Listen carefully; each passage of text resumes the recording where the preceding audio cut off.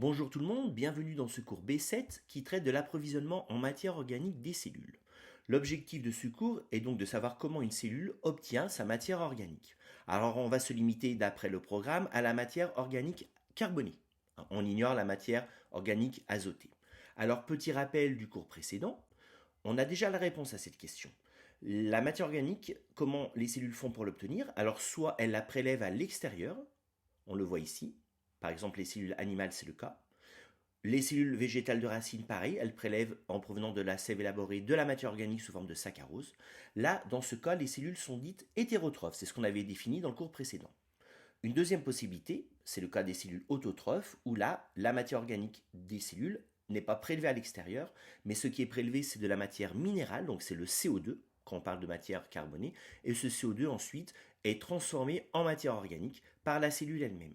Dans ce cas, on parle de cellules autotrophes. Alors nous, ce qu'on avait vu à l'époque, c'était par exemple les cellules végétales chlorophylliennes, qui font CO2 d'une matière organique grâce à l'énergie lumineuse. Mais ça, c'est un cas parmi les deux cas possibles, puisqu'on verra que des fois, cette autotrophie se fait sans intervention de la lumière. Voyons voir tout de suite le plan de secours. Alors dans une première partie, le grand 1, on va traiter des cellules hétérotrophes. Ça veut dire qu'ils font leur matière organique à partir de matière organique prélevée à l'extérieur. Ensuite, on verra dans le grand 2A qu'il y a des cellules qu'on appelle autotrophes qui sont capables donc de prélever du CO2 à l'extérieur pour faire leur propre matière organique grâce à la lumière. C'est ce qu'on appelle la photosynthèse. Et ensuite, on verra dans le 2B que certains prokaryotes, certaines bactéries, sont aussi capables de prendre du CO2 à l'extérieur pour faire leur matière organique, mais cette fois sans utiliser l'énergie lumineuse. On ne parlera pas de photosynthèse, on parlera de chimiolithotrophie. Il y a donc trois façons de répondre à la question de l'approvisionnement en matière organique des cellules. Alors commençons par le grand 1, les cellules hétérotrophes, autrement dit les cellules qui prennent la matière organique de l'extérieur et qui, à partir de cette matière organique prélevée, font leur propre matière organique. On peut pour cela commencer par étudier un exemple qui est celui de la cellule animale. Effectivement, c'est une cellule qu'on a souvent rencontrée dans les cours précédents et on a donc déjà abordé cette notion d'hétérotrophie. Alors, les cellules animales, elles sont capables de prélever à partir du sang ou à partir, si c'est chez les insectes par exemple, d'un autre liquide circulant comme l'hémolymphe, sont capables de prélever de la matière organique, donc du glucose, des acides aminés, des acides gras, pourquoi pas, etc., venant du dehors. Alors nous, on avait vu par exemple les cellules entérocytes, qui sont capables de prélever du glucose grâce à un sympore, donc transport actif secondaire, en utilisant le gradient électrochimique de Na+. On avait vu aussi des grosses molécules qui peuvent être prélevées cette fois-ci par endocytose, c'était l'exemple des LDL qu'on avait fait à l'époque de l'endocytose spécifique. Et pourquoi pas, on peut prendre aussi un exemple de bactéries donc hétérotrophes qui s'approvisionnent en acides aminés ou en lactose dans mon exemple ici, en utilisant le gradient électrochimique de H+. Donc on a compris que donc, les cellules hétérotrophes sont capables de prendre de la matière organique, ça fait intervenir des échanges membranaires, donc transmembranaires ou avec des fluides cytotiques comme de l'endocytose, et cette matière organique provient de l'extérieur. Ça signifie donc que, par exemple dans le cas d'un animal, l'organisme lui-même, pour donner cette matière organique aux différentes cellules, va ingérer, va manger, autrement dit, la matière organique. C'est ce qu'on appelle l'ingestion du cours O1. Puis une fois que cette matière organique donc, se retrouve dans la lumière de l'intestin, si je prends l'exemple d'un mammifère, cette matière donc, elle est prise, elle est mise dans le sang, dans l'exemple d'un mammifère, et ensuite elle est emmenée et elle est importée par les cellules animales hétérotrophes ici, qui vont l'utiliser selon le cours B6, donc notamment pour faire de l'ATP ou pour faire un stockage ou pour faire différentes biosynthèses de l'anabolisme. Donc l'animal lui-même à son échelle est donc hétérotrophe. Alors on peut généraliser, là on a vu l'exemple de la cellule animale, on peut généraliser. Il y a plein de cellules qui sont hétérotrophes pour le carbone, les cellules des champignons, les cellules végétales non chlorophylliennes, de nombreuses cellules bactériennes, on l'a vu tout à l'heure avec le lactose par exemple. Et donc ce qu'on peut dire pour ce grand 1, c'est que les cellules hétérotrophes pour le carbone, elles obtiennent donc leur matière organique carbonée à partir de matière organique carbonée prélevée dehors. Cette matière servira à plusieurs choses, c'est le cours précédent, et on peut donc énoncer le type trophique de ces cellules. Alors le type trophique, on en reparlera dans la conclusion de ce cours. Mais bon, l'idée, c'est de présenter ici les termes à ce stade. Donc les cellules hétérotrophes comme la cellule animale, elles sont chimio-organo-hétérotrophes, on dit. Alors pourquoi on dit ça? Alors la source de matière organique, c'est la matière organique prélevée dehors, ça s'appelle l'hétérotrophie.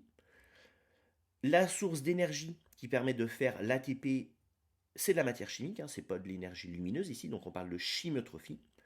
Et enfin, la source des électrons, cette fois-ci, qui est impliquée dans la chaîne respiratoire à l'origine des coenzymes NADH+, ou FADH2 qu'on avait vu dans le cours précédent, eh ben, c'est une source de c'est quoi la source d'électrons? C'est une molécule organique. Par exemple, le glucose, hein, qui subit la respiration. On parle d'organotrophie. Donc, la source d'énergie hétéro, la source de matière organique hétéro, la source d'énergie chimio, la source d'électrons organo, on parle de chimio-organo-hétérotrophie ici. Passons maintenant à une deuxième partie, à savoir les cellules autotrophes. Alors les cellules autotrophes, ce sont des cellules qui peuvent synthétiser leur matière organique à partir cette fois-ci de matière minérale prélevée à l'extérieur, à savoir le CO2. Cette matière minérale oxydée, elle va être réduite.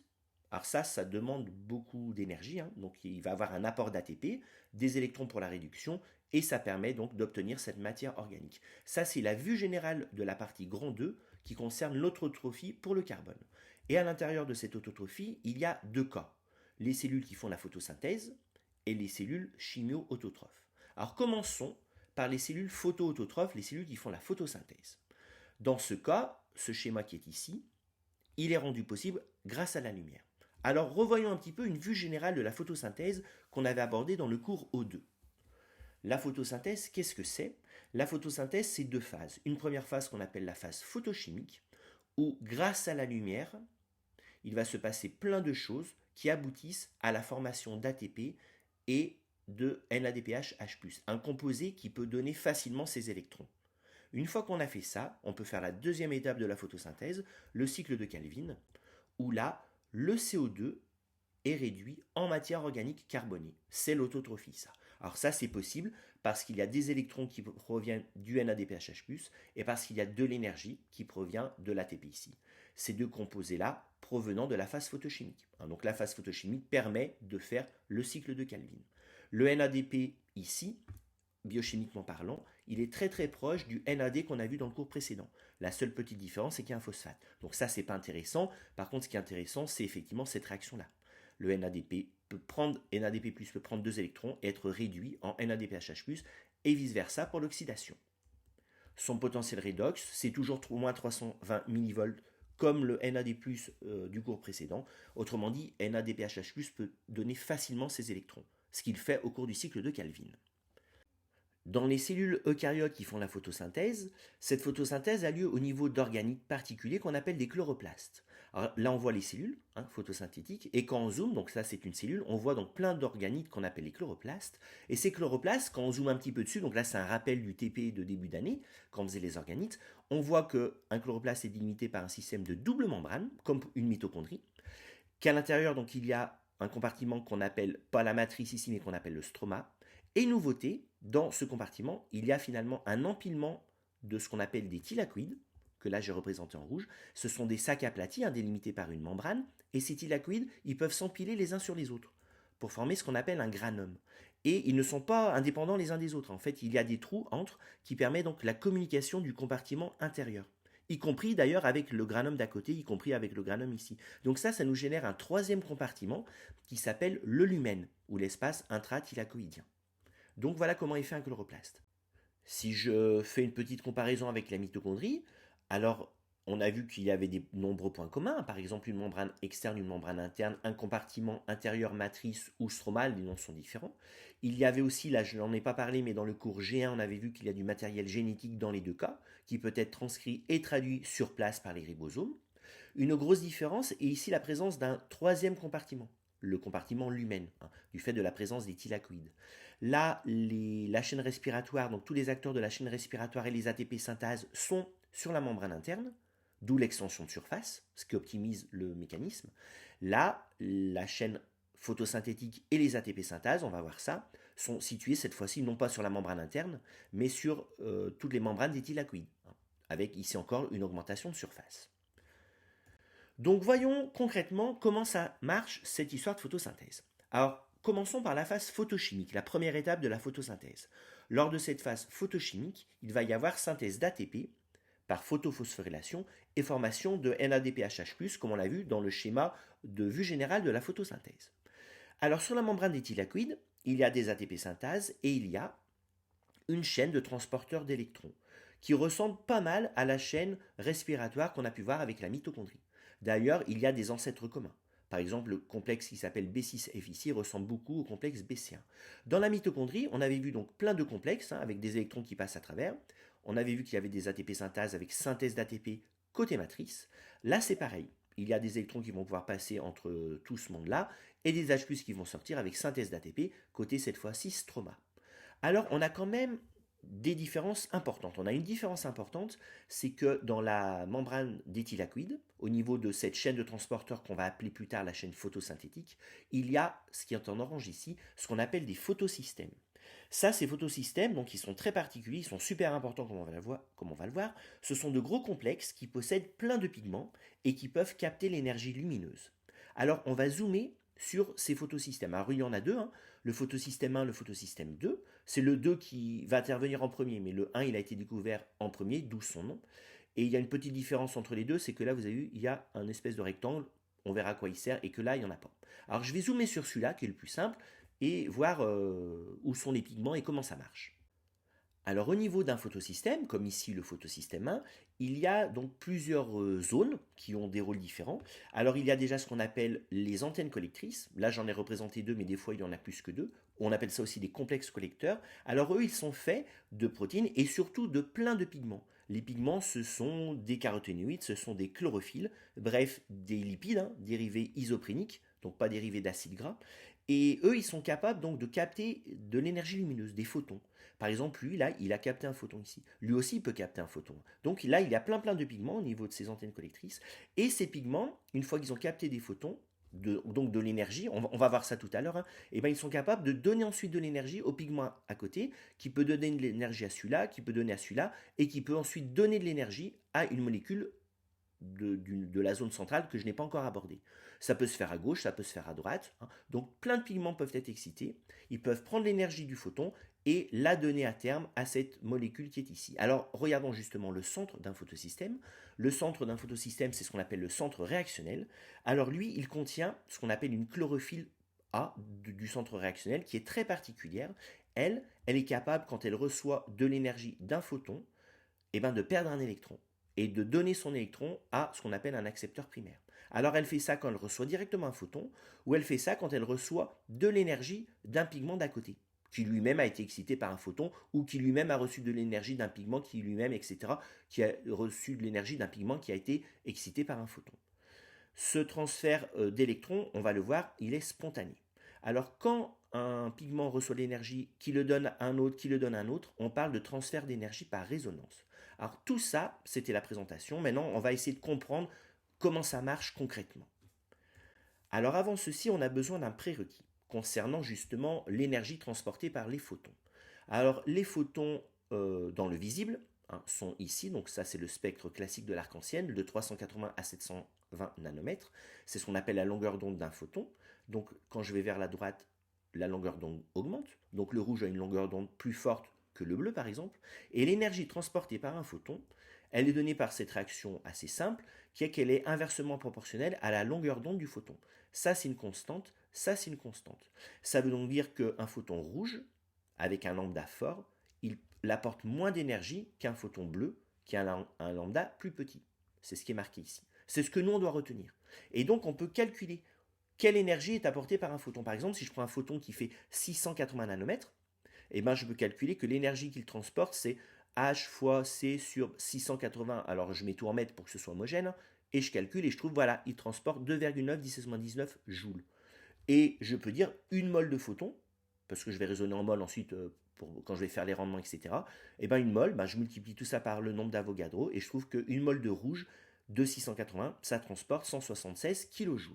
Alors une fois que j'ai fait ceci, on va pouvoir comprendre comment fonctionne la photosynthèse au niveau des photosystèmes. Dans les photosystèmes, nous avons donc des pigments qui sont capables de capter des photons. Alors ces pigments, ils ne captent pas n'importe quoi comme photons. On le voit quand on fait les spectres d'absorption des différents pigments. Par exemple, la chlorophylle A, quand on fait son spectre d'absorption avec les spectrophotomètres, on voit qu'elle absorbe notamment très bien cette longueur d'onde-là. Elle n'absorbe pas du tout les 500, pas du tout les 600. Et là, elle a un pic d'absorption dans les 680. Elle absorbe dans le rouge à 680 nanomètres. Alors pourquoi elle absorbe qu'à deux endroits finalement cette chlorophylle-là, si je simplifie?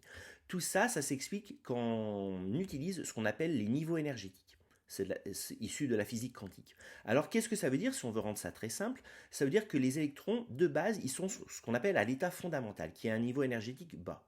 Ces électrons, si on leur apporte une certaine quantité d'énergie, ils peuvent passer à un niveau énergétique supérieur, qui est représenté ici. Et si je leur apporte encore plus d'énergie, ils peuvent passer à cet état ici.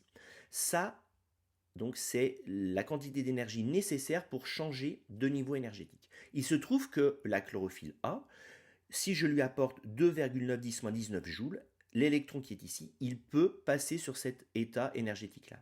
Donc, si je lui envoie du rouge, qui correspond à 2,910-19 joules, eh ben, je peux exciter la chlorophylle, effectivement. Et donc, elle va absorber cette longueur d'onde. Si je lui envoie pas 2,9, mais si je lui envoie 2,1, eh ben, ça suffit pas. Il faut pile 2,9. Si je lui envoie 3,2, eh ben, c'est trop. Pareil, il peut pas. Ça explique donc le pic qui est que pour une longueur d'onde donnée. Et par contre, si je envoie 4,6 10-19 joules, c'est mon exemple que je prends ici pour expliquer, et ben là, l'électron, il peut même passer au troisième niveau énergétique. Ça correspond à cette longueur d'onde-là, qui est grossièrement 430 nanomètres. Donc ça m'explique les spectres d'absorption. Alors, c'est pas pile 680 parce que ça peut être un petit peu plus, un petit peu moins, parce que les niveaux énergétiques, en fait, ils sont pas, ils fluctuent un petit peu, hein, notamment selon l'environnement, les différents atomes qui sont autour justement de la zone du pigment qui va absorber les photons. Alors, une fois que j'ai dit ça, je peux expliquer ce qui se passe avec les transferts d'énergie par résonance. Regardons ceci. Donc là, je suis au niveau d'une antenne collectrice et certains pigments peuvent absorber des longueurs d'onde données. Par exemple, les caroténoïdes, eux, ils peuvent bien absorber dans les 450 nanomètres. C'est des longueurs d'onde qui transportent 442 10-19 joules. Donc, quand j'épile ça, l'électron qui est ici, il peut passer de l'état fondamental à l'état excité. On représente ça comme ça. Toujours pareil avec niveau énergétique fondamental, niveau énergétique excité. Ça, c'est quand je lui envoie 450. Si j'envoie 500, si j'envoie 400, ça marche pas, quoi. Donc elle est excitée, et l'électron ensuite il peut rebasculer à l'état fondamental en libérant l'énergie en question, hein, les 442 10-19. Alors soit il fait ça, il libère sous forme de chaleur, mais c'est pas ce qui va se passer. Ce qui va se passer, c'est qu'il va libérer l'énergie un petit peu sous forme de chaleur, et aussi une quantité d'énergie qui est pile celle qu'il faut pour que celui qui est à côté, lui là, eh ben, il récupère l'énergie et lui, il soit excité. Donc là, vous avez vu, là, il fallait 4,42 10-19. Là, il faut, je sais pas, je vais inventer 3,9 par exemple. Donc là, il peut, lui, en se désexcitant, libérer ces 4,42. Il y en a 3,9 qui vont être utilisés pour exciter celui-là, qui va du coup passer à l'état excité. Et le reste, ça va être des pertes de chaleur. Donc maintenant, c'est lui qui est excité. Lui, c'est comme s'il avait reçu 640 nanomètres, hein, en fait. C'est exactement pareil. En fait, c'est lui qui a reçu et qui a transmis l'énergie. Et lui, maintenant qu'il est excité, il peut faire pareil avec celui qui est à côté. Qui peut faire pareil avec celui qui est à côté. Donc tous ces pigments, ils peuvent recevoir des longueurs d'onde et transmettre l'énergie de proche en proche, on appelle ça par résonance, jusqu'à la fameuse chlorophylle A du centre réactionnel. Donc tout se passe comme si un photon de 680 nanomètres qui transporte 2,9 10-19 joules avait excité cette chlorophylle. En fait, donc soit c'est le rouge qui excite ça, soit c'est des autres couleurs qui excitent lui, mais qui transmet à lui, etc. Bon, à la fin, c'est lui qui reçoit. Donc ça, c'est le principe de l'antenne collectrice. Elle est capable de capter plein de longueurs d'onde et du coup de transmettre à ça. Ça permet que la photosynthèse, elle soit efficace pas seulement à 680 nanomètres, mais aux autres longueurs d'onde aussi. Alors ça se fait que dans ce sens, hein. Ça ne peut pas se faire dans le sens opposé, puisqu'il faut que l'énergie libérée par lui soit plus grande que l'énergie captée par lui, puisqu'il y a des pertes sous forme de chaleur. Donc ça peut se faire que dans ce sens, que dans les sens des nanomètres croissants, quoi, que l'on voit ici. Donc passons maintenant à la clé, la chlorophylle du centre réactionnel. Donc imaginons qu'elle capte 680 nanomètres ou qu'elle capte l'énergie qui provient des pigments d'à côté, énergie absolument équivalente, hein, celle-ci là, 2,9 10-19 joules. Qu'est-ce qui va se passer? Alors, je vais prendre comme exemple la chlorophylle du centre réactionnel du photosystème 2. Peu importe, hein, mais il se trouve qu'elle est excitée par 680 nanomètres, alors que l'autre elle est excitée par 700. On l'appelle cette chlorophylle P680. Alors cette chlorophylle, son électron est à l'état fondamental, elle reçoit l'énergie des pigments d'à côté ou directement 680 nanomètres, ce qui ne change rien du tout, et du coup elle s'excite. L'électron passe à l'état excité. Et là, il va se passer un truc bizarre, c'est qu'au lieu que l'électron il revienne là et puis il libère de l'énergie, et ben en fait l'électron il va partir. Il va partir sur un récepteur, sur un accepteur d'électrons qui est situé juste à côté, dont le niveau énergétique est ici, et l'électron donc il saute et il est récupéré par l'accepteur primaire. Il s'appelle comme ça, qui est, du coup est réduit maintenant. Il y a un transfert d'électrons. Il n'y a que la chlorophylle A du centre réactionnel qui peut faire ça. Alors qu'est-ce que ça implique ça? Alors déjà, on va les chlorophylles A, alors quand elle est à l'état fondamental, on va l'appeler P680. Quand elle est à l'état excité, on va l'appeler P680 étoile. Et quand elle va perdre son électron, ben, elle est oxydée, on va l'appeler P680+. On peut placer sur l'échelle des E les différents couples en question. Par exemple, le couple P680 étoile, il est ici. Et P680+, c'est bien un couple redox, puisque lui il a un électron et lui il l'a plus. On peut calculer son E, et son E c'est moins 700 millivolts. Ça veut dire que c'est quelque chose qui est très très très négatif. On n'a jamais vu ça. Avant, nous on avait vu le NAD, c'était le plus haut dans l'échelle des E, et il était à moins 320 quoi. Donc lui, P680 étoiles, il tend vraiment vraiment à donner son électron, puisqu'il est tout là-haut, d'après ce qu'on avait dit dans les cours d'avant. Effectivement, il donne son électron, hein. Il le donne à lui. Lui qui a quand même un E de moins 681. Donc un E super petit, hein. Lui il tend vraiment pas à accepter des électrons, sauf s'il y a P680 étoiles à côté, quoi. Car lui, il est tout là-haut. Donc il donne, je vous rappelle que quand les électrons vont vers le bas, ça se fait spontanément. Donc effectivement, lui, il donne son électron à celui-là. Et maintenant, il s'appelle P680+. P680+, alors je peux regarder le couple qui est ici, mais je vais aussi regarder le couple qui est ici. Parce que P680, P680+, c'est aussi un couple redox. Lui, il a un électron, lui, il n'en a pas. Alors ce couple-là, il a un E très très grand, le plus grand connu en biologie, même plus grand que le couple H2O-O2, qui avait quand même plus 820 millivolts. Donc le P680 qui est ici, il a un E tellement fort qu'il va être capable de récupérer un électron de n'importe quoi qui est à côté pour donner P680. Ça, on le verra tout à l'heure, mais vous avez compris que celui qui va donner son électron, c'est H2O, quoi. Justement, H2O donne O2, O2 déchet de la photosynthèse. Donc, récapitulons ce qui se passe ici. La lumière permet de passer de P680 à P680 étoile. Ça veut dire la lumière, elle permet de faire remonter un électron qui est ici à un électron qui est sur P680 étoile. On a changé de niveau énergétique. On peut calculer, si on veut, le delta Rg associé. Et on veut le calculer. Donc je vais le calculer. Delta Rg associé, donc déjà il sera positif parce que je remonte les E. Et donc pour une mole d'électron, je fais c'est NF delta E, donc 1 fois Faraday fois le delta E qui est le différentiel de 1,8 volts, je trouve 176 kJ. Et là c'est parfait, parce qu'on se rend compte que qu'est-ce qui a permis de faire ça? C'est la lumière. Et c'est un photon de 680 nanomètres. Et si je fais une mole de photon qui permet de faire remonter une mole d'électron, et cette mole de photon, on l'avait calculée avant, c'est justement 176 kJ. Ça signifie que la lumière, en apportant 176 kJ, je vais raisonner en mole d'électrons, elle permet de faire remonter une mole d'électrons d'ici à ici. C'est le couplage photochimique, c'est le couplage fondamental de la phase photochimique de la photosynthèse. On peut le noter comme ceci. Il est nouveau par rapport aux différents couplages chimio-osmotiques, osmochimiques, etc., chimio-chimiques qu'on avait pu voir dans le cours B5. Donc ça, c'est le couplage fondamental de la photosynthèse. Tout se passe au niveau donc de la chlorophylle A du centre réactionnel. C'est exactement pareil pour le photosystème 1, sauf qu'on va changer les noms, on va l'appeler P700 parce que c'est plutôt des photons de 700 nanomètres qui permettent de faire ceci. À ce stade, il peut être intéressant de se poser la question de savoir est-ce que tous les pigments qui sont au niveau de l'antenne collectrice interviennent dans la photosynthèse ou pas. Alors ça, on peut répondre à la question en comparant ce qu'on appelle les spectres d'action et les spectres d'absorption. Alors, qu'est-ce qu'on fait en fait? Au niveau de l'antenne collectrice, il y a des pigments. Chlorophylle B, chlorophylle A, bêta-carotène, etc., etc. On peut calculer, on peut mesurer, donc l'absorption de ces pigments. Par exemple, on avait vu, la chlorophylle A, elle absorbe à 680, le bêta-carotène a un pic d'absorption dans les 480, on n'a qu'à dire, etc. Et on peut comparer ça au spectre d'action de la photosynthèse, représenté par la courbe ici en rouge. Le spectre d'action, là, on ne mesure pas l'absorption, on mesure donc l'action des différentes longueurs d'onde sur l'efficacité de la photosynthèse.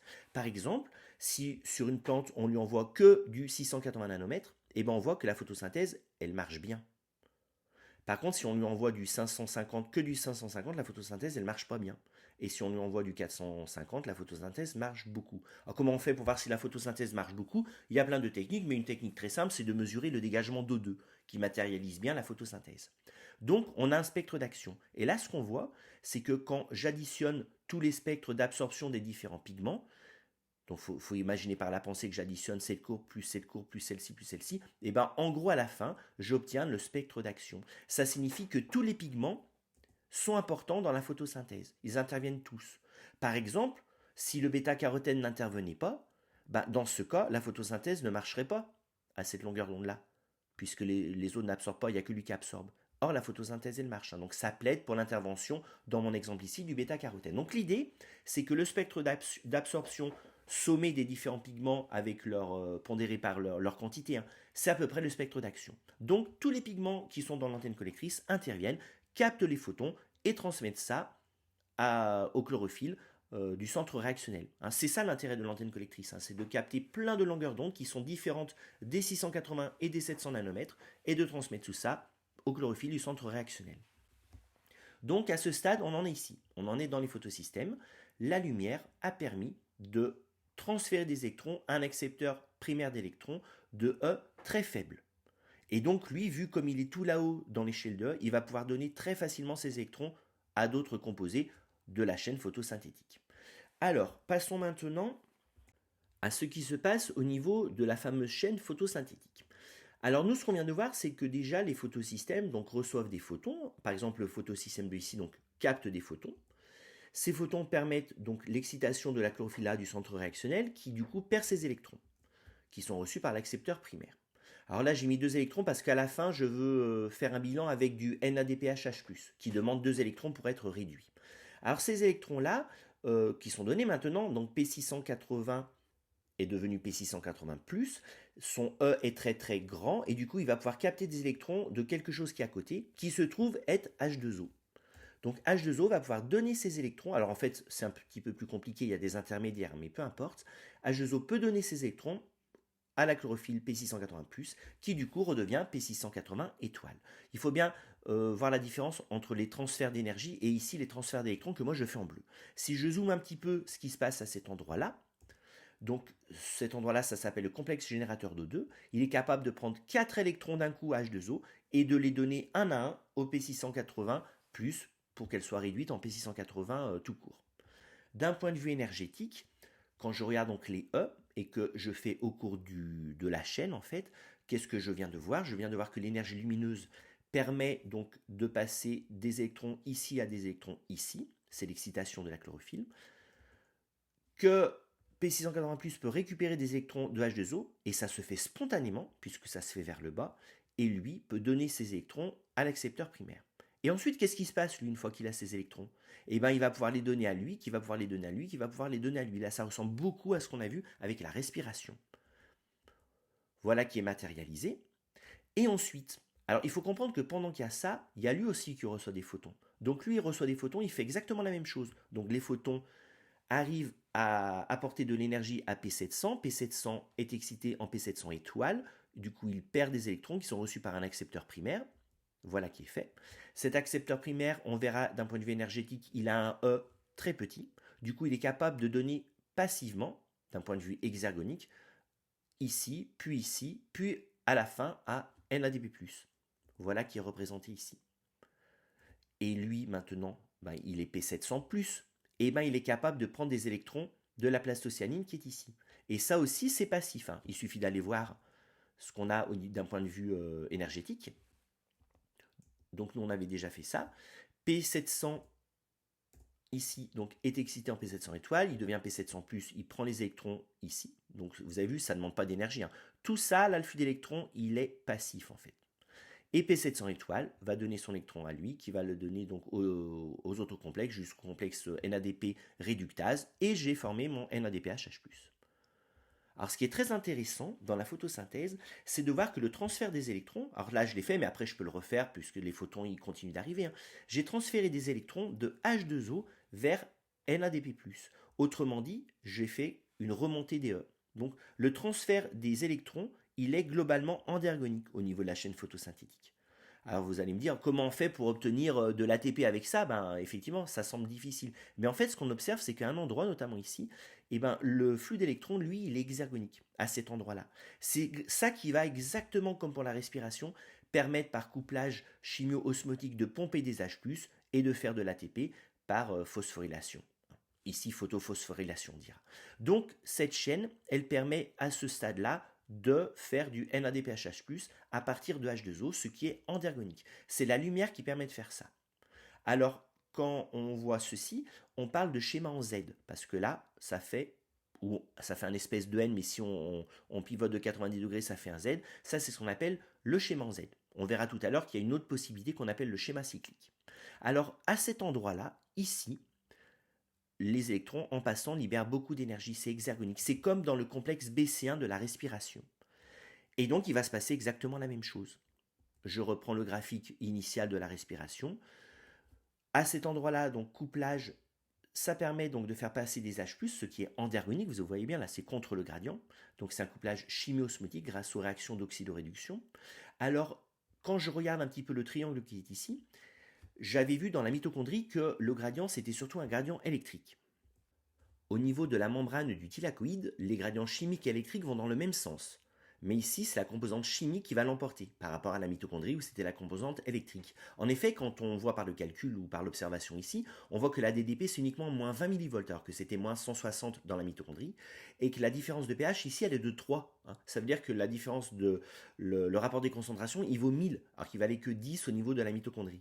Et donc, quand on fait notre calcul de la force électrochimique, on se rend compte qu'effectivement, la composante chimique qui est ici est bien plus grande que la composante électrique, la somme des deux étant d'à peu près la même valeur que ce qu'on avait vu au niveau de la mitochondrie.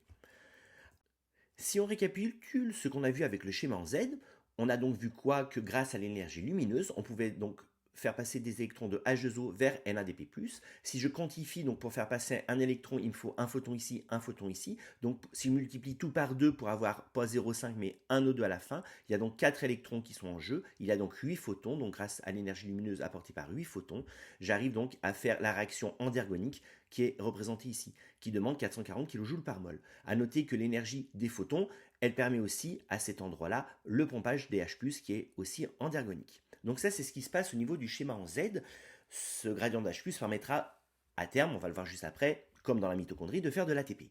Petite remarque au passage, le gradient qui est représenté ici, il est dû à ce pompage. Il est aussi dû à l'ubiquinone, qui, quand elle fonctionne, prend des H+, ici et les met là. Elle est aussi due à cette réaction, qui met des H+, côté lumière, lumen, et elle est due aussi à cette réaction-là qui prend des H+, qui les consomme, qui fait qu'il y en a moins de ce côté-là. Donc ça, c'est aussi responsable, ces trois mécanismes, en plus de ce pompage-là, responsables du gradient de pH obtenu. Donc ça, c'est le schéma en Z. Il existe aussi une autre possibilité, c'est de faire ce qu'on appelle le schéma cyclique. Lors du schéma cyclique, il y a aussi donc intervention de la chaîne photosynthétique. Par contre, le photosystème 2 ne va pas intervenir. Le début n'intervient pas et la fin, le FNR, qui va réduire le NADP+, n'intervient pas aussi. Il n'y a que ce qui est au milieu qui intervient. Alors voyons voir, donc le photon va être capté par P700. P700 est excité, P700 va donner son électron au complexe rouge qui est la FNR, la ferridoxine, pardon. Et la ferridoxine va donner son électron, donc pas au complexe bleu ici, mais à la plastoquinone qui est située ici. Alors tout bouge, il faut comprendre que le rouge peut se déplacer et peut venir en contact du complexe bleu. Et la plastoquinone va donner son électron à B6F, qui va donner à plastocyanine, qui va redonner son électron à P700+, qui du coup redevient P700. Et donc l'électron d'origine se retrouve finalement au même endroit. C'est pour ça qu'on parle de schéma cyclique. Lors du schéma cyclique, il y a aussi le pompage des H+, au niveau du complexe B6F. La grosse différence en termes de bilan, c'est qu'il n'y a pas de formation de NADPHH+, et il n'y a pas de formation d'O2. Quand on regarde ceci d'un point de vue énergétique, qu'est-ce qui se passe? Donc P700 est excité en P700 étoile. P700 étoile donne passivement son électron jusqu'à la ferridoxine qui est ici en rouge. La ferridoxine donne passivement son électron à la plastoquinone qui est ici, qui donne à B6F, qui donne à la plastocyanine, qui redonne à P700. Tout ceci est tout à fait passif. Ça, c'est ce qui se passe lors du schéma en Z, et donc du schéma cyclique, pardon. Alors, qu'est-ce qui fait que dans la cellule, c'est plutôt le schéma en Z ou plutôt le schéma cyclique? Ça va dépendre en fait de ce qui est limitant pour faire les réactions, notamment du cycle de Calvin. S'il manque beaucoup d'ATP, qu'il y a beaucoup de NADPHH+, en fait, le schéma cyclique va être favorisé. Le schéma cyclique, il va être responsable de la formation d'ATP parce qu'il fait le gradient, et le gradient, il est utilisé ensuite pour faire de l'ATP. Comme le schéma en Z au passage. Par contre, s'il manque du NADPHH+ dans la cellule, c'est plutôt le schéma en Z qui va être favorisé, ce qui permettra justement de former ce qui est ici, que le schéma cyclique ne forme pas. Alors, passons maintenant à justement comment on obtient de l'ATP. Alors c'était sous-entendu, puisqu'on avait déjà vu ce qui se passait lors de la respiration au niveau de la chaîne respiratoire. Au niveau de la chaîne photosynthétique, même principe. À cet endroit-là, donc, création d'un gradient de H+. Donc je reprends ce qu'on connaît déjà. Donc ici, création d'un gradient de H+, c'est le couplage chimiosmotique, et le gradient ensuite est utilisé par l'ATP synthase. Les H+ vont repasser en sens inverse, ce qui va libérer l'énergie, ce qui va permettre de faire la réaction endergonique de synthèse de l'ATP. Représenté ici, c'est le couplage osmochimique cette fois-ci. Alors à ce stade, c'est très intéressant, notamment pour les sujets de colle, de pouvoir comparer ce qui se passe au niveau de la chaîne mitochondriale, respiratoire, et au niveau de la chaîne photosynthétique, en termes de flux d'électrons, de qui intervient, qui est au départ, qui est à la fin, et comparer aussi la formation d'ATP. Alors pour ceci, nous avons ce petit schéma. Donc là, on compare. En pointillé, c'est les points communs. En souligné, ce sont les différences. Alors qu'est-ce qu'on voit déjà dans les deux cas? Il y a une chaîne d'oxydoréduction, une ATP synthase, un gradient de H+. Alors dans les deux cas, on a O2, H2O et NAD ou NADP, oxydés ou réduits qui interviennent. Donc ça, c'est un gros point commun. Sachant que dans un cas, les NAD ils sont au début de chaîne, c'est le cas de la respiration. C'est NAD qui réduit, qui donne ses électrons et CO2 qui récupère. Au niveau de la photosynthèse, c'est l'inverse. C'est H2O qui donne ses électrons et c'est NAD, ici NADP+, qui va les récupérer. Donc ça, c'est une grosse différence, mais à la fin, il y a quand même O2H2O et NAD réduit ou oxydé. Grosse différence aussi, c'est l'origine de l'énergie. Là, c'est la lumière qui permet de faire ceci. Parce qu'en fait, le ΔRG global, il est positif au niveau de la chaîne photosynthétique. Alors qu'au niveau de la chaîne respiratoire, le ΔRG global, il est négatif.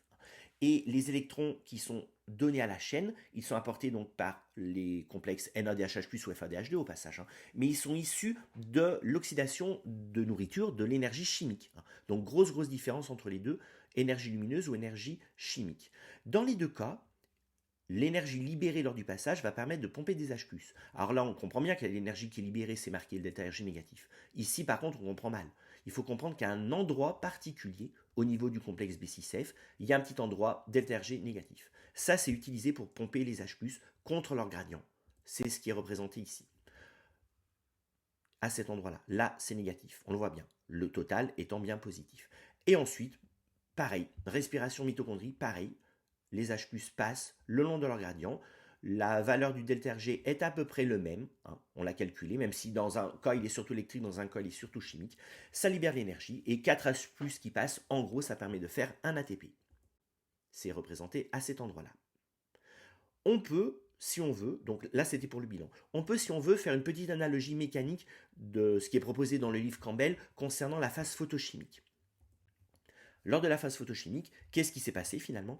Grâce à l'énergie lumineuse, représentée ici par le marteau qui tape, on a réussi à faire remonter des électrons le long de E, ça y est, récupéré ici par sous forme de NADPHH+. Et on a réussi à faire autre chose, grâce à l'énergie lumineuse, c'est à synthétiser de l'ATP. Parce qu'à un endroit, ici, effectivement, les électrons, ils dévalent spontanément. Analogie mécanique, ça fait tourner une turbine qui permet donc de générer ici, c'est de l'analogie l'ATP. Et donc la lumière permet de faire du NADPHH+, ce qui est endergonique, et de faire de l'ATP, ce qui est endergonique. Petite remarque concernant le cours B5, où on avait vu avant de rentrer dans les détails comment on forme de l'ATP. On avait dit qu'une façon de former de l'ATP, c'était par donc phosphorylation oxydative ou photophosphorylation. C'était ça le schéma général. Là, on est exactement ici. Alors bien sûr, maintenant qu'on fait que la photophosphorylation, c'est mal illustré, il n'y a pas la lumière, il n'y a pas tout ça, mais là c'était le schéma tel quel du cours B5. Donc on se situe à cet endroit-là, couplage chimiosmotique et couplage osmochimique. On peut, pour finir, proposer une vue générale de cette phase photochimique de la photosynthèse. Donc j'ai épuré, j'ai mis l'essentiel de l'essentiel. Qu'est-ce qui se passe lors de la phase photochimique de la photosynthèse? H2O donne ses électrons. Je me situe dans la photosynthèse oxygénique. Je me situe au niveau des cellules végétales chlorophylliennes. H2O donne O2. Les électrons sont récupérés par NADP+. Du coup, j'obtiens mon NADPHH+. Ça demande de l'énergie, ce n'est possible que grâce à la lumière. Et cette lumière, elle permet, en faisant tout ce qui est indiqué ici, de générer un gradient d'H+, et donc d'obtenir de l'ATP par ce qu'on appelle photophosphorylation. Ça, c'est ce qui se passe lors de la phase photochimique. J'ai bien obtenu, en bleu, mon pouvoir réducteur, en rouge, mon ATP. Les deux seront utilisés pour le cycle de Calvin, qui est la deuxième étape de la photosynthèse. En moyenne, si on veut quantifier, on peut dire que on a ceci. Pour faire passer 4 électrons, il faut à peu près 12 photons. Alors, tout à l'heure, on avait 8, mais 8, c'était que s'il y avait le schéma en Z. En fait, en moyenne, il a le schéma en Z et un petit peu de schéma cyclique. Donc, en moyenne, avec 12 photons, on peut faire passer 4 électrons. On peut obtenir ce qu'on a fait en bleu, qu'on connaît déjà. Et on va admettre que ça permet, en gros, de faire 6 ATP. Ça, on va l'utiliser ensuite pour voir comment c'est utilisé pour le cycle de Calvin et faire un bilan et un rendement de la photosynthèse. On peut déjà à ce stade faire le rendement de la phase photochimique. Ça, on peut. On sait combien les photons ils apportent d'énergie, on sait combien d'énergie il faut pour faire la réaction bleue et faire 6 ATP, donc calculer le rendement. Alors quand on le fait, quand on considère que les photons c'est que du rouge, pour faire un calcul facile avec ce qu'on avait déjà connu, donc 12 moles de photons, ça apporte donc 12 fois 176, ça fait 100 kJ, ça demande 440 kJ, plus ça demande 6 fois 50 kJ pour faire les molécules d'ATP, quoi. Et donc, le rendement, c'est 440 plus 300 divisé par 2100, ça fait à peu près 35%, le reste étant la chaleur libérée. Passons à la deuxième étape de la photosynthèse, le cycle de Calvin. Le cycle de Calvin a lieu dans le stroma du chloroplaste. Alors, il y a des réactions chimiques, on peut distinguer 3 phases dans ce cycle de Calvin. La première phase, c'est celle qui est représentée ici, c'est ce qu'on appelle la phase de fixation du CO2. Alors, qu'est-ce qui se passe? Il se passe que j'ai un composé qui a 5 carbones, qu'on appelle le RU-dipé, donc ribulose diphosphate parce qu'il a 2 phosphates, et sur lui va se greffer un CO2. Donc ce composé qui a 5 carbones plus un CO2, j'obtiens donc un composé qui a 6 carbones. Et ce composé à 6 carbones, on ne le voit pas, il a une vie très transitoire, il se coupe direct en deux. J'obtiens 2 composés à 3 carbones, qui sont une vieille connaissance de la glycolyse, l'APG 3-phosphate. Et en fait, puisque tout à l'heure on fera sortir une molécule qui a 3 carbones, on multiplie tout par 3. Donc là, il y a marqué 3 RUDIP, 3 CO2, et donc 2 fois 3 égale 6 molécules d'APG 3-phosphate. Mon bilan en carbone, il est tout à fait juste ici.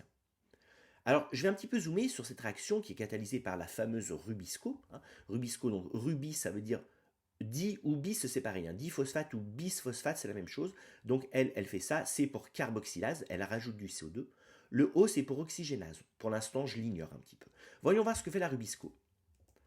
Elle fait ce qu'on vient de raconter. La Rubisco, elle prend le CO2, elle le greffe sur un composé qui a 5 carbones, le RUDIP, et on obtient 2 composés à 3 carbones qui sont l'acide phosphoglycérique, APG 3-phosphate. Un petit mot sur la Rubisco, parce que c'est une enzyme qu'on avait déjà abordée, notamment quand on avait fait le génome mitochondrial ou le génome chloroplastique par rapport au génome nucléaire dans le cours G3. La Rubisco est une enzyme donc qui a plusieurs sous-unités. Une sous-unité est codée par un gène chloroplastique, une sous-unité est codée par un gène nucléaire, donc ça c'est intéressant pour les sujets sur la coopération des génomes et la compartimentation. Et ce qui m'intéresse, c'est ce qui est marqué là. Et ce qui m'intéresse aussi, c'est que la Rubisco, d'après son nom, carboxylase oxygénase, elle est capable de faire la carboxylation, ça veut dire de prendre le CO2 et de le mettre sur le RUDIP pour faire de l'APG 3-phosphate. Ça, c'est ce qu'on appelle le cycle de Calvin, on a vu la première étape. Et elle est aussi capable, alors hors sujet pour ce que je veux faire ici, mais elle est aussi capable, s'il y a beaucoup d'O2, de prendre l'O2 et de le greffer sur le RUDIP. Ce qui va me former des composés qui, à la fin, vont être coupés en petits morceaux pour obtenir du CO2. Ça, c'est ce qu'on appelle une autre voie métabolique qui n'est pas la photosynthèse, qui n'est pas la respiration, c'est nouveau, c'est ce qu'on appelle la photorespiration. Photorespiration, parce qu'elle utilise de l'O2, elle génère du CO2, donc comme une respiration. Par contre, c'est à la lumière que ça se fait, donc c'est ce qu'on appelle photorespiration. C'est considéré comme une espèce de gaspillage, voire quand même l'intérêt évolutif de garder la photorespiration sur la figure du cours correspondante. Alors moi je continue mon cycle de Calvin, j'ai fait la première étape. Lors de la deuxième étape du cycle de Calvin, il se passe des réactions qui sont représentées ici, donc on peut les constater. Donc l'APG 3-phosphate qui est ici va gagner un phosphate pour donner de l'APG qui a deux phosphates, sur le carbone 3, le carbone 1. Et ensuite, cet APG3-phosphate, avec sa fonction acide carboxylique, va donner une fonction aldéhyde ici, avec un phosphate qui va partir. Donner, c'est quoi ça? C'est le G3P que l'on connaît, nous. Alors, ça nous semble peut-être un petit peu nouveau, mais ça ne l'est pas du tout. Il faut comprendre que ça, c'est très simple à retenir, parce que ça, c'est exactement ce qu'on a vu lors de la glycolyse, mais à l'envers. Le G3P qui donne la PG1,3-phosphate, c'était la réaction 5 de la glycolyse. Vous vous en souvenez, c'était la G3P déshydrogénase qui faisait ça. Ça permettait d'obtenir du NADHH+. Et ensuite, lors de la réaction 6, la PG1,3 qui donne la PG3-phosphate, c'était hexargonique, ça permettait par couplage d'obtenir de l'ATP. Ben là, on fait exactement ça, mais à l'envers. Donc la réaction qui est ici va demander du coup de l'ATP. Comme j'en ai 6 de molécules, j'ai 6 ATP. Et la réaction qui est ici va demander 6 fois les 2 électrons qu'on avait vus dans l'autre sens lors de la glycolyse. C'est NADPHH+, qui apporte ces électrons. Et donc 6 pays qui sont libérés. Donc là, j'ai fait un petit peu l'équivalent des réactions 5-1 et 6-1 de la néoglucogénèse qu'on avait vu dans le cours précédent. Donc à ce stade, j'ai 6 G3P. Alors ce G3P, sur ces 6 G3P, donc j'ai 18 carbones, ce qui est cohérent, tout est cohérent ici, j'en ai un qui va sortir du cycle. C'est celui qui est là. Et j'en ai 5, donc 5 fois 3 carbones, ça fait 15 carbones, qui vont subir ce qu'on appelle la troisième phase qui va permettre de régénérer du RUDP. Alors je vais venir sur cette troisième phase qui n'est pas très intéressante, juste ce que j'ai dit là sur la deuxième phase, qui est une phase de réduction, qui utilise donc ce qui est apporté par la phase photochimique. On voit là tout l'intérêt de la phase photochimique. Là, j'ai un petit schéma qui nous montre que c'est la même chose que ce qu'on avait vu lors de la glycolyse. Lors de la glycolyse, on avait vu donc ceci, et lors de cycle de Calvin, on voit les réactions opposées, qui sont celles-ci. Alors maintenant, je vais sur ma troisième phase et je boucle mon cycle de Calvin. Donc j'en suis ici. Les G3P en fait vont, par des réactions que je vais ignorer, permettre de régénérer 3 RUDP. Alors j'ai bien 15 carbones. Là j'avais 5 molécules qui ont 3 carbones. Là j'ai 3 molécules qui ont 5 carbones, donc tout va bien. Alors pour faire ça, il faut de l'énergie. Il faut quand même de l'ATP. Donc vous avez vu, l'ATP produit par la phase photochimique intervient aussi à cet endroit-là. Donc est hydrolysé. Alors il y a un phosphate qui est gardé pour que le bilan phosphate soit cohérent quand même, puisque j'ai un phosphate qui sort, il est ici le phosphate qui sort. Et donc là j'ai fini mon cycle de Calvin. C'est la troisième phase de régénération de l'accepteur de CO2, régénération du RUDP.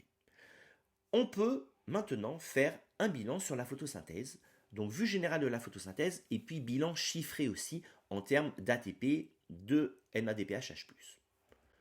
Le bilan de la photosynthèse visuelle est le suivant. Donc nous avons, lors de la phase photochimique, production d'ATP de NADPHH+, utilisée lors du cycle de Calvin. Nous avons vu, en termes de bilan, tout à l'heure, que grâce à 12 photons, je peux faire 6 ATP et 2 NADPHH+. Et le cycle de Calvin, on vient de le faire un instant, donc il nous faut 9 ATP, 6 NADPHH+, pour que 3 CO2 soient assimilés sous forme de G3P. Je rajoute H2O par bilan. Si on fait tout le bilan, on voit qu'il y a H2O. Je l'avais ignoré tout à l'heure dans le cycle de Calvin. Là, je suis bien obligé de le mettre pour faire une réaction bilan cohérente. Alors, ce que je vais faire ici, c'est que je vais multiplier les chiffres qui sont là par 3 afin de pouvoir avoir 6 NADPHH+, que je vais pouvoir injecter ici pour faire le cycle de Calvin. Donc finalement, avec 36 photons, je peux obtenir 18 ATP, 6 NADPHH+, et ça, je peux les utiliser pour faire le bilan qui est indiqué ici. Alors je vais avoir 50% d'ATP qui sont excédentaires, qui vont être utilisés pour autre chose, par exemple pour la synthèse d'amidon, pour la synthèse d'acides gras qui a lieu dans les chloroplastes, et 9 ATP utilisés pour le cycle de Calvin. Alors si je fais mon bilan général, je vois qu'avec 36 photons, j'arrive à faire 3 CO2 d'un G3P. Et le bilan en H2O, donc là j'en ai 6, là j'en ai 3, donc 6 moins 3 ça fait 3, et j'obtiens 3 O2 ici. Et si je veux pouvoir comparer avec la respiration, je peux artificiellement tout multiplier par 2, sachant qu'à partir de 2 G3P, je peux faire un glucose. C'est comme quand je fais la néoglucogénèse. Donc je peux dire, avec 72 photons, j'arrive à faire 2 G3P, donc bref, j'arrive à faire un glucose. Et donc j'arrive à la réaction ici, qui est exactement la réaction opposée à celle que l'on avait vue pour la respiration. Dans la description associée à la vidéo, vous avez un petit lien sur un film qui récapitule ce qu'on a vu concernant la photosynthèse.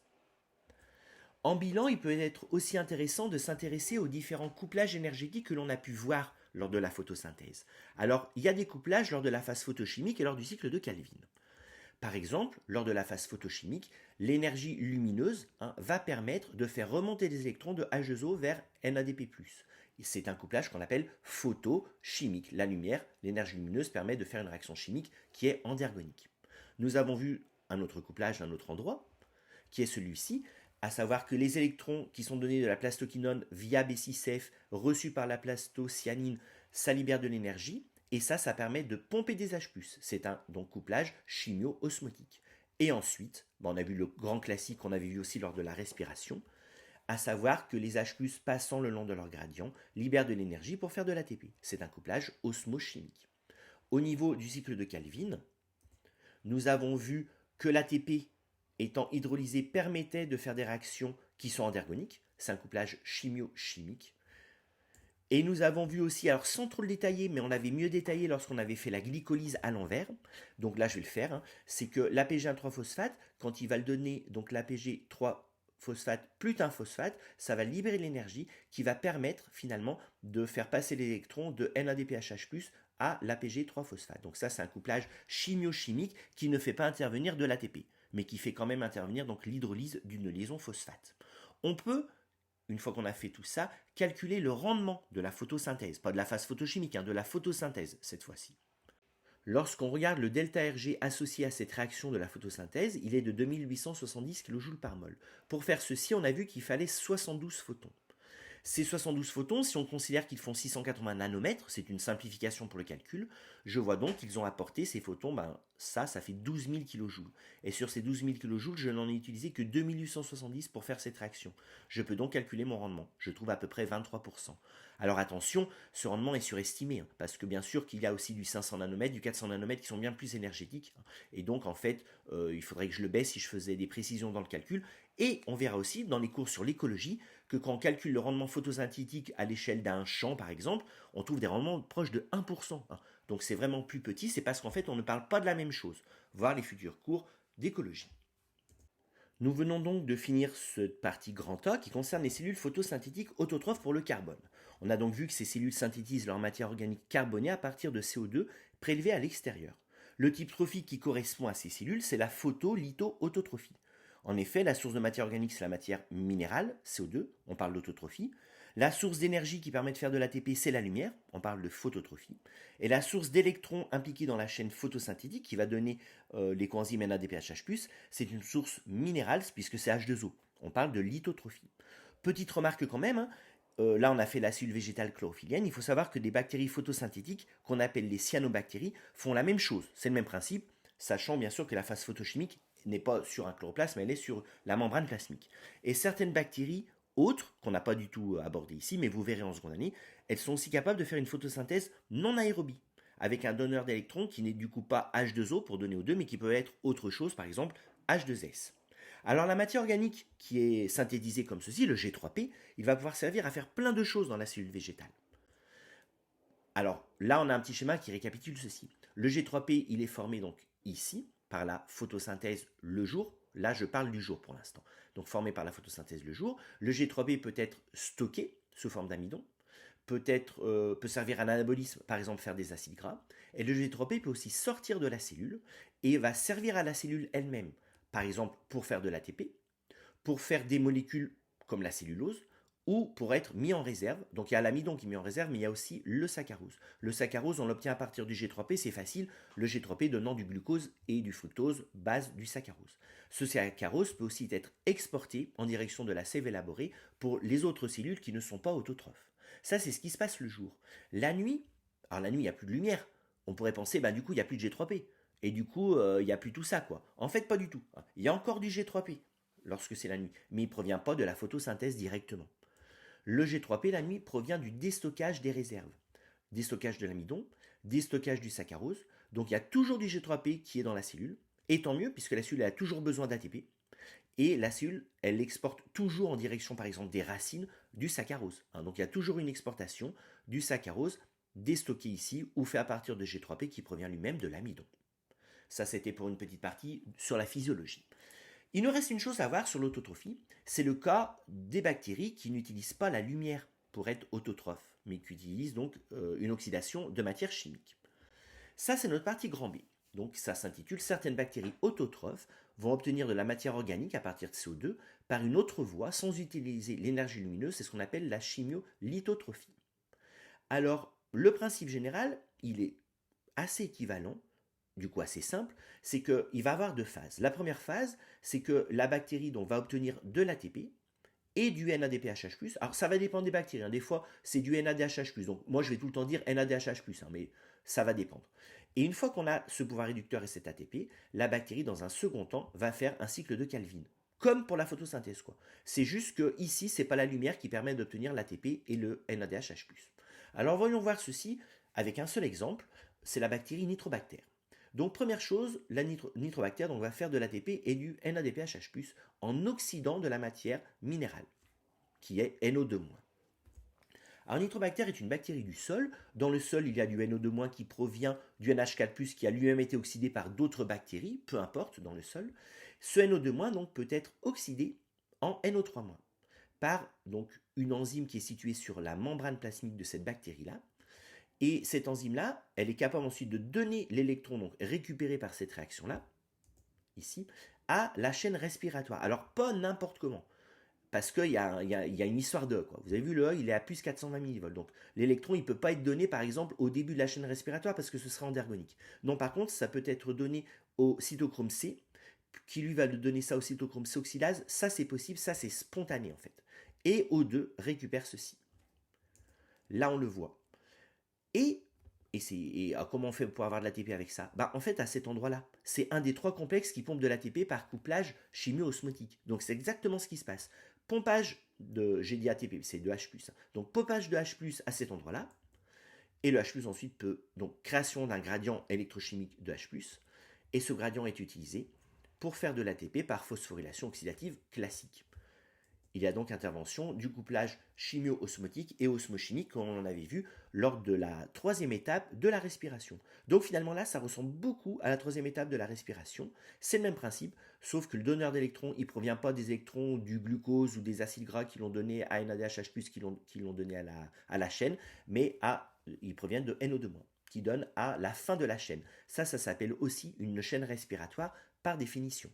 Alors ça, c'est le cas pour Nitrobacter. Il faut comprendre qu'il y a plein d'autres cas.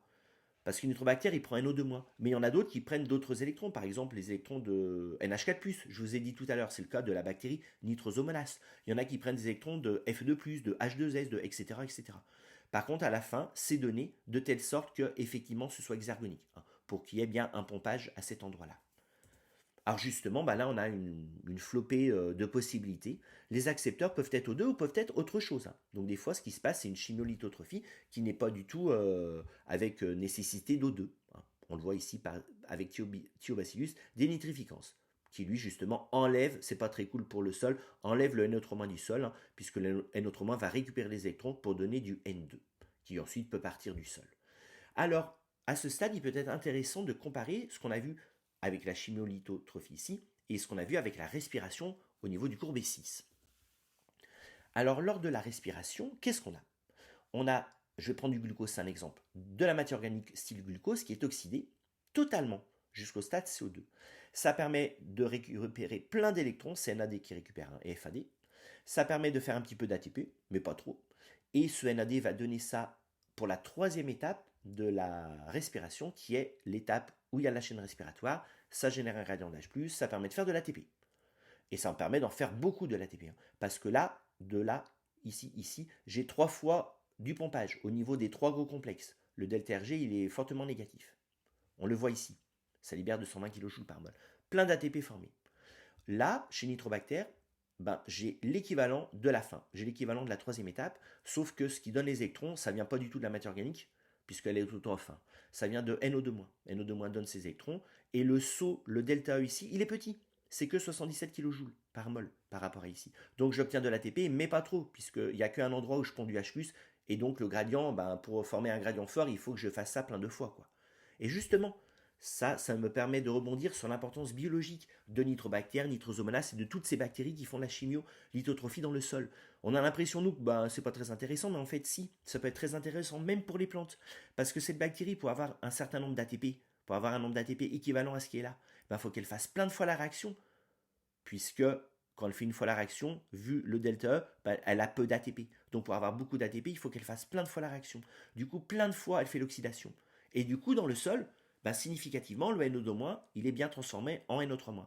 Et NO3- est intéressant, c'est la forme privilégiée par les plantes. Je ne parle pas des fabacées, hein, mais les plantes classiques, elles prennent le N sous forme de NO3-. Et du coup, hop, il peut être assimilé ensuite sous forme d'acide aminé. Et ça va participer au cycle de l'azote. Les acides aminés ensuite vont être sous forme de feuilles mortes à la mort de la plante, vont être désaminés en alpha-cétoacide plus NH4+, qui par chimiolithotrophie va être transformé en NO2-, qui par chimiolithotrophie va être transformé en NO3-, et rebelote. C'est le cycle de l'azote de l'année prochaine, abordé dans le cours sur le sol. On vient de voir comment de l'ATP était obtenu à partir de l'oxydation de NO2-. Donc c'est à peu près les mêmes mécanismes que ce qu'on avait vu lors de la respiration, troisième étape du cours B6. Alors, il y a aussi obtention de NADH+. Alors là, on sent que ça va être difficile parce que NO2-, son E, il est à plus 420, et le E associé au NADH, il est à moins 320. Ça veut dire que les électrons, pour les prendre du NO2- et les donner au NAD+, eh ben, ça va demander de l'énergie. Alors, comment ça va être possible, ceci? Faisons un petit rappel sur ce qu'on avait vu lors de la respiration. Lors de la respiration, ce qu'on avait vu, c'est que NADH+, c'est pas ce qui est marqué là, la respiration, c'est pas ça, mais c'est les mêmes acteurs. NADH donc donnait ses électrons, qu'il les donnait à lui, qu'il les donnait à lui, qu'il les donnait à lui, etc. Ça libérait l'énergie, et cette énergie était utilisée pour pomper des H+, contre le gradient électrochimique. Là, ce qui va se passer, c'est exactement l'inverse. Donc c'est ce qui est représenté ici. NO2- va donner ses électrons à lui, qui les donne à lui, à lui, à lui, hop, NAD les récupère. Ça demande de l'énergie. Et qui va apporter l'énergie nécessaire pour faire ça? C'est justement les H+, qui vont passer à travers les deux complexes que l'on connaît de la respiration, hein. Ils passent par là, les H+, le long du gradient, ils libèrent de l'énergie, et cette énergie, elle est utilisée pour faire les réactions chimiques d'oxydoréduction qui en demandent. Donc ce que l'on a ici, c'est tout comme la respiration qu'on avait vue à l'époque, sauf que au lieu d'avoir une flèche ici qui va dans cette direction, elle va dans cette direction-là, et que là, c'est pas les réactions chimiques qui permettent de faire le passage de H+, mais c'est le passage de H+, donc dans l'autre sens, hein, qui permet de faire les réactions chimiques. Donc on a ici un couplage osmochimique et non pas un couplage chimio-osmotique comme on l'avait lors de la chaîne respiratoire du cours B6. Une fois qu'on a ces NADH+, et une fois qu'on a cet ATP, ben après c'est très simple, hein. Ils sont utilisés pour faire le cycle de Calvin qui a lieu dans le cytosol de la bactérie en question. On peut représenter ça sous cette forme de schéma bilan. Nous avons d'un côté le NO2- qui est oxydé, ce qui permet de faire de l'ATP utilisé pour le cycle de Calvin, et nous avons en même temps le NO2- qui peut donner ses électrons au NAD+. Et ce NADH+ obtenu permet aussi de faire le cycle de Calvin. D'un point de vue couplage, on a donc plusieurs types de couplage qui sont représentés là. Et d'un point de vue énergétique, c'est important pour montrer dans quel sens ça marche, parce qu'on peut tout confondre à terme. Nous avons donc NO2- qui a donné ses électrons à O2, ce qui a libéré l'énergie, ce qui a permis de faire le gradient à l'origine de l'ATP. Et nous avons aussi NO2- qui a donné ses électrons à NAD+. Ça, par contre, ça s'est fait d'une façon endergonique, et c'est le gradient de H+, hein, qui a permis de faire ceci. On peut maintenant enfin faire le bilan de l'ensemble du cours B7 sur comment les cellules se procurent de la matière organique. Nous avons donc vu en premier qu'il y a des cellules qui se procurent de la matière organique en la prélevant à l'extérieur. C'est ce qu'on appelle des cellules hétérotrophes. Exemple cellule animale, exemple cellule végétale de racines. Nous avons vu qu'il y avait des cellules qui étaient autotrophes, qui faisaient leur matière organique à partir de CO2. Alors, deux cas. Premier cas, grâce à l'énergie lumineuse. Ce sont les cellules autotrophes végétales chlorophylliennes qui étaient notre exemple, avec un cycle de Calvin. La matière organique qui s'appelle le G3P. Le cycle de Calvin, lui, nécessitant des électrons, nécessitant de l'ATP formé grâce à l'énergie lumineuse. Et nous venons de voir donc l'autotrophie, mais qu'on appelle chimiolithoautotrophie cette fois-ci, avec l'exemple de nitrobactère, où là c'était donc l'oxydation de matière chimique, NO2-, qui permettait d'obtenir de l'ATP et les électrons du cycle de Calvin pour avoir cette fameuse matière organique. Nous avons finalement vu, avec les courbes B6 et B7, plein de types trophiques. Alors là, j'ai fait ce petit schéma bilan parce qu'il y a risque de confusion sur les termes. Donc quand on parle de source d'énergie, on va parler de photo ou de chimiotrophie selon la source d'énergie, si c'est l'énergie lumineuse ou si c'est de l'oxydation de matière chimique, par exemple du glucose.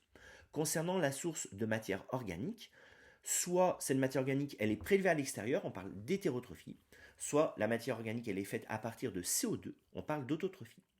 Et concernant la source d'électrons qui vont se retrouver sur les coenzymes réduits NADHH+, par exemple, ou NADPHH+, on va parler d'organotrophie quand les électrons y proviennent de matière chimique, par exemple du glucose, c'est la cellule animale, ou bien quand les électrons y proviennent par exemple d'H2O, on parlera de matière chimique minérale, du coup, on parlera de lithotrophie. Donc nous, si on veut visualiser ce qu'on a vu dans ces cours, on a vu donc l'exemple des cellules animales, ou de racines, enfin bref, des cellules chimio-organo-hétérotrophes, c'est représenté ici.